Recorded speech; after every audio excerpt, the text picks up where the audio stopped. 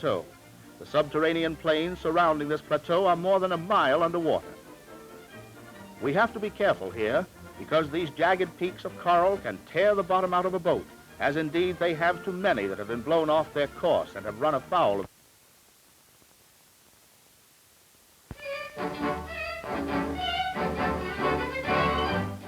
She wasn't exactly a glamour boy's yacht, but when we saw her we said, that's our baby. Seaworthy, plenty of room for all our diving gear, camera and tackle. So we chartered her, loaded our equipment and eased her out of the San Pedro harbor. With an early sun on our port side and fisherman's heaven ahead, we set our course southward, outward bound for adventure. That's Doug Campbell on the lookout for fish. He's a champion fish spotter, claims he's part seagull on his mother's side. And there's a school of porpoise, one of the prettiest sights a fisherman can see.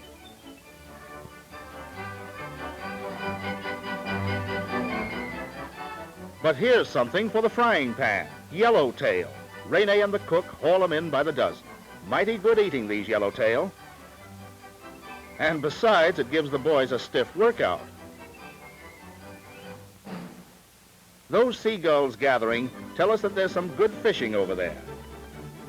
And sure enough, we run into these boys chumming for tuna. That is, tossing hundreds of live minnows over the stern, luring the tuna in with live bait. The men can't haul them in fast enough. Those fish are so hungry they strike blind at the bait and the hooks, barbless hooks, so that the tuna can be thrown off with a mere flip of the line. This isn't sport, it's mass production fishing, and these boats often catch from 8 to 12 tons from a single school of tuna. This should look like paradise to those fishermen who spend a whole day in a rowboat just waiting for a nibble. The birds, too, drop around.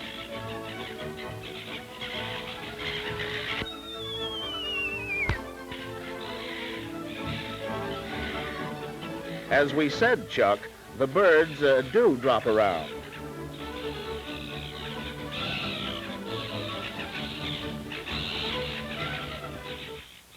We hadn't touched terra firma for more than a week, and so we looked with interest at this little island up ahead, Cape San Lucas it's called. The home of the booby bird, and we can see thousands of them. It rates a visit, so we get set to do a little exploring.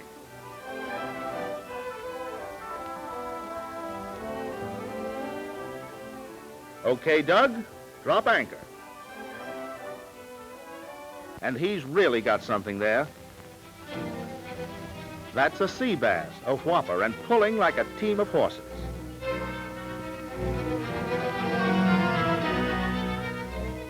Hey, all hands on deck. Uh-oh. Come on back here, fella. We can't afford to lose the cook. And now here's another complication. A frisky young seal who thinks he's in for a free lunch keeps swimming around our bass.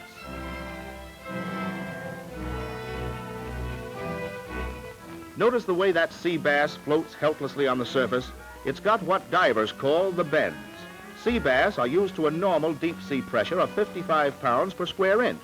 And now that one's air sacs are expanded and it can't descend. We're rid of the pesky seal now, and Doug Campbell puts a gaff to our sea bass. Up he comes.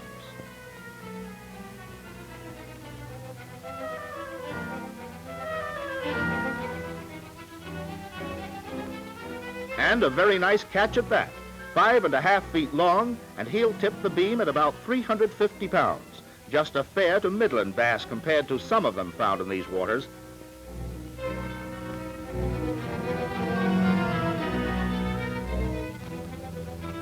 The skipper has a bit of a problem trying to get the hook back without losing a hand. Sea bass don't have teeth, but they do have heavy bone plates, and when those jaws come together, they can behave like a rock crusher. No, that's not the boat's anchor. That's just a man-sized fish hook. You need them for fish this size.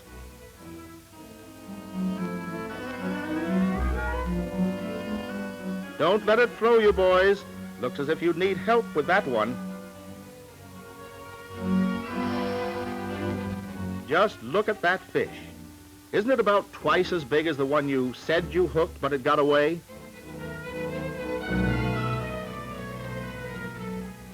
Cook says he's going to get even for that ducking, and he does. Another big sea bass. Once again, Doug helps out with the gaff, but this time he has ideas of his own. And so he looks this baby over carefully and asks, how would you like to have a new home? Doug builds a shallow pool among the rocks, and some of the boys row ashore with our camera equipment this way. But the ones who used to work on the Johnny Weissmuller Tarzan pictures come in this way.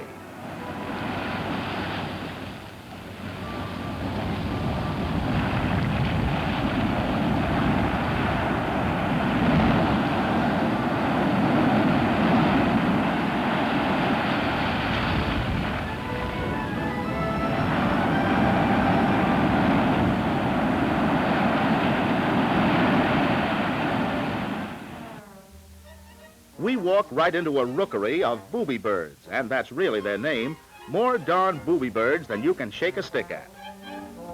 Cape San Lucas is the home of the blue-legged variety of the species. Blue-legged booby birds, a funny-sounding name for a funny-looking bird. Look who's talking. To you, brother. I guess you'd call that getting the bird. This little tyke has been in the world less than an hour, and after one look at the place, he's ready to crawl right back in his shell. So his mother does the next best thing and covers him up.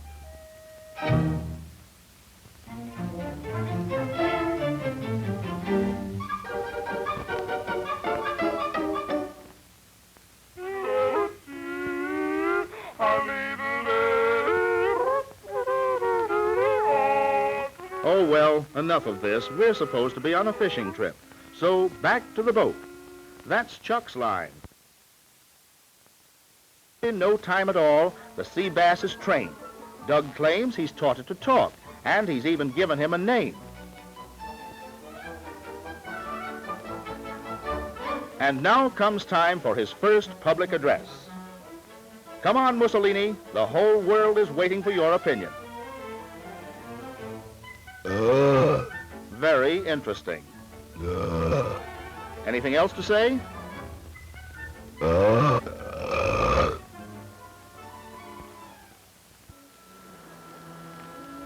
Remember the seal that tried to hijack our deep-sea bass? Here's where he hangs his hat. This is home for him and all his relatives. These seals must have their siesta. It begins at dawn and ends at sundown. Then they go to sleep. That wide-awake guy over there in the middle is on guard duty. He's a bull seal. The others are females. One male with 100 wives, and that's enough to keep anyone awake. Unlike their Alaskan cousins, these seals have no fur value, but they're smart as a whip, every one of them, easily trained for juggling acts and other stage tricks. Who knows, one of these very seals may be a genius who'll end up as a guest on Information Please, talking back to Clifton Fadiman. There's a mother seal teaching her two youngsters how to be at home in the water. Seals are born on land and have to be taught how to swim.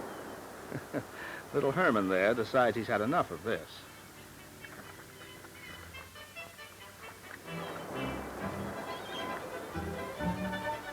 In no time at all, they're riding the breakers. But after all, what is a seal but a surfboard that eats herring?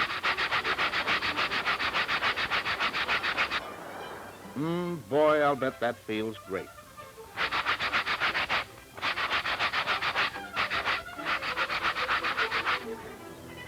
The bull doing guard duty has spotted us and sounds the alarm.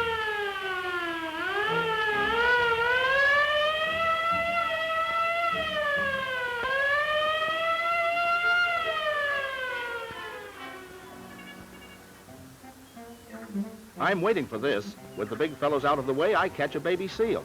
We thought we'd take this little tyke back with us and train him. Let me go.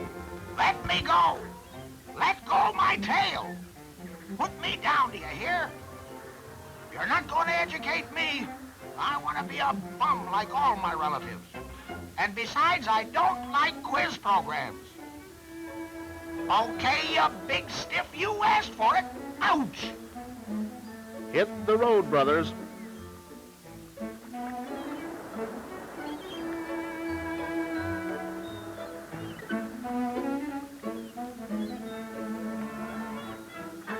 Yep, sometimes these seals are bright as silver dollars, and sometimes, well, they're just kind of backward.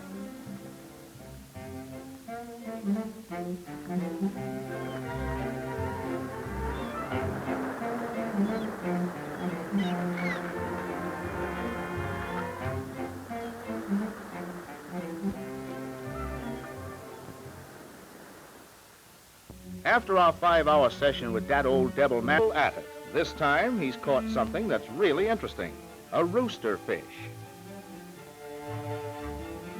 A fish that actually has feathers sprouting out of its back.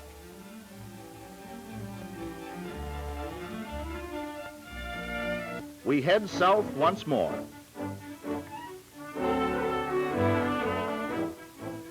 Ah, the great outdoors. It gives a man such an appetite, he could eat a rubber tire if he had a rubber tire. We yell for grub, and so cook gets busy. Come on, lunch, out of the sea and into the frying pan. But you can't eat fish all the time, so Antonio whips up a little Mexican delicacy, his native bread, called tortillas. After working the dough till it's thin enough to write letters on, he smacks it down on the griddle and holds it to keep it from blowing away. And there you have it, Mexican crepe Suzette, made of a little flour paste and a lot of fingerprints. Baby seals have to eat, so we soak a rag in some milk. I guess we're just a couple of natural-born mothers. The boys pick a comfortable spot for lunch. But Chuck Roberts wants to be alone and lunch in magnificent isolation. But I have an idea it's a bit too rough for that type of lunch counter.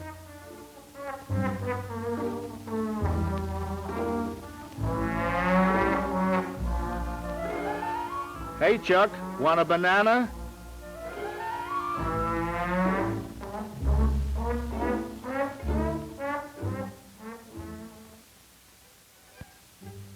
Up ahead on that island, there's a colony of skin divers, natives who dive for pearls. This is the time to haul out our undersea camera and diving gear. They're a plucky lot, these little skin divers, and theirs is a strange and risky profession, filled with unexpected danger, paying uncertain dividends. They can hold their breath for 3 minutes at a time, and if you don't think that's much, try it sometime. But they can stand no more than a few hours of diving, and in that time they bring to the surface only 50 or 60 oysters. Out of 1,000 oysters, 1 pearl, maybe. Their dream is to bring up that pearl of great price, the famous black pearl valued at a fortune. Few ever realize that dream. All of them keep taking the risk. Ray, all agree that something a little more soothing to the nerves is in order. And so Antonio prescribes a bit of turtle hunting. As for us, we'd better steer clear of these breakers or we'll turn turtle.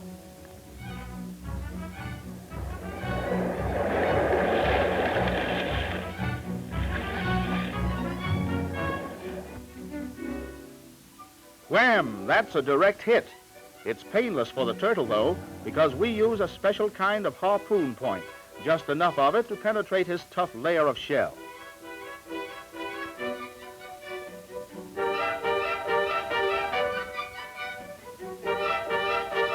And as a result, the only thing that's hurt here is the turtle's dignity. All that energetic waving of his flippers is a protest against being shanghaied into our boat. Might call it a Shanghai gesture.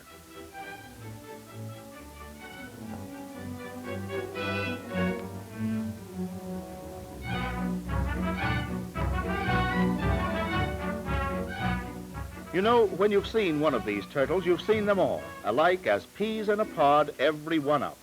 In fact, we'd like to bet that this fellow coming up right now is the spitting image of the first one.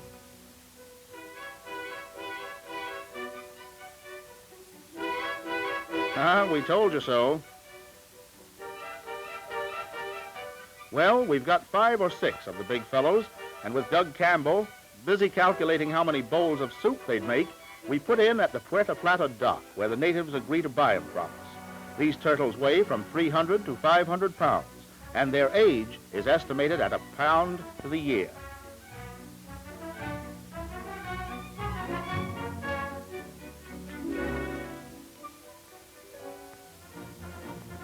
From here, we set out for the mysterious Silver Shoals, where we hope to photograph some of the freak fish we've heard of in these waters.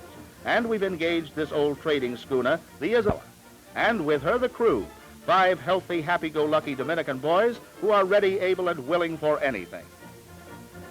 There are also 2 small monkey boys, a bit camera shy, but you can't blame them. It's their first screen test.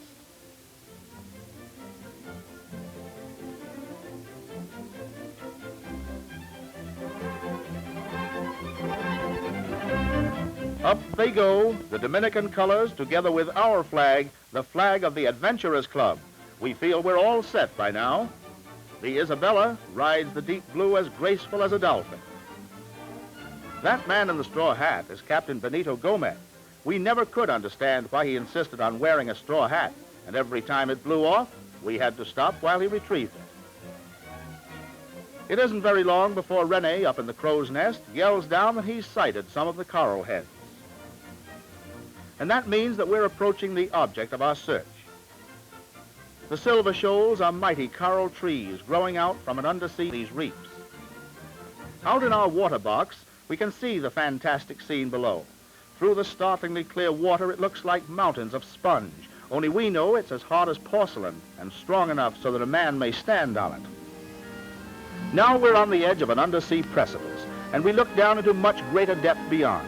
Every time we get below the surface, we realize that the sea holds secrets more fascinating than anything we've ever seen on land, but she guards them jealously. Here are the leaves of these giant coral trees. These deposits have been building up for untold centuries, a forest built up of the dead bodies of trillions of tiny shellfish. Rene uses an oxygen lung for some of his undersea scouting. He decides this is a good time to get away with the captain's straw skimmer. With this lung, a diver can swim down 100 feet and remain for an hour if he wishes. Told you we always had to bring it back.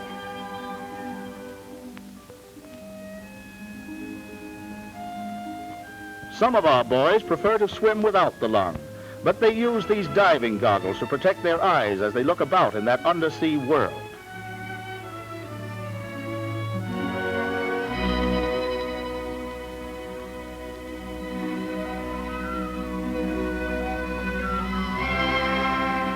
Rene goes down as deep as 80 feet investigating the holes in the coral, the caves and the treacherous caverns, looking for the strange tropical fish we have come here to photograph. We now have a fair idea of what to expect down there, and if the freak fish are yet to be found, they're going to have a good long look at the birdies. Cookie's got his hands full. Looks like he's got a nibble. No, you can't call that a nibble. It's a young bluefin shark, and bluefins are man killers.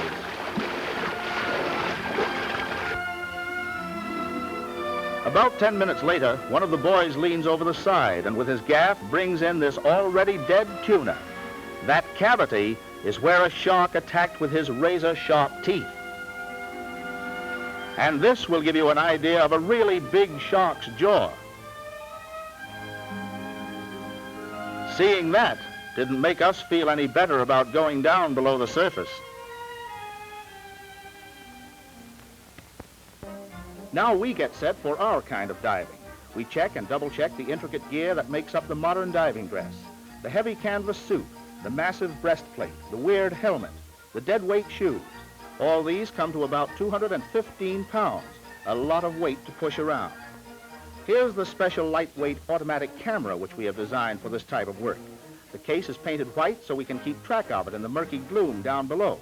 The diver can shoot it from the shoulder or set it up on the ocean floor and take pictures of his own operations. It is cranked with a motor and is almost entirely automatic. We rub soap inside the cups of the diving dress, then when we come up, a little fresh water will be applied and our hands will slip out easily. And now, the deep sea shoes, ballast, 20 pounds of it on each foot, even more than that if we dive deeper. Under one arm, the lifeline. Under the other, the air hose. Got to keep these precious lines from tangling. Can't let them get fouled or we'll have trouble. We've got an inlet valve on that air hose right within easy reach. With a twist of our hand, we can shoot more air inside the diving dress in case we have to offset water pressure. Okay, pull it good and tight. These are the air pumps. At a depth of 100 feet, for instance, we'd keep a pressure inside the suit of about 55 pounds. That's a lot more air than you carry in your automobile tires and gives you an idea of what it's like living in a diving suit.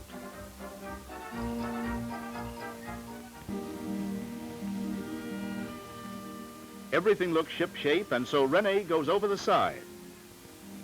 There's the breastplate, heavy bronze, 40 pounds of it hanging over his shoulders like a piece of medieval armor. Over on one side, there's a telephone mouthpiece. The telephone seems to test okay, and now we screw on the metal helmet. Rene is a man from Mars, staring at us with one big eye. We've rubbed tobacco on that 3-inch window, and now Rene's breathing won't cloud it. Guess he's all set now.